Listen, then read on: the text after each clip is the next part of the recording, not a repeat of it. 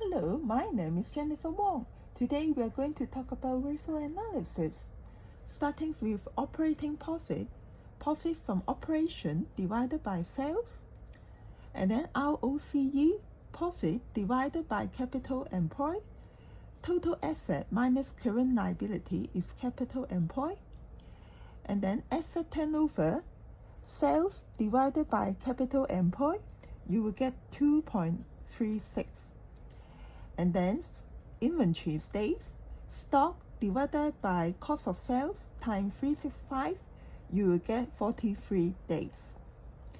And then receivable days, receivable divided by sales times 365, you will get 65 days.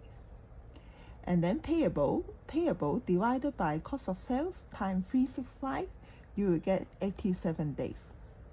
And then current ratio is current asset divided by current liability. Right? That's it for today. If you like this channel, please like and follow it. Thanks for watching. Goodbye.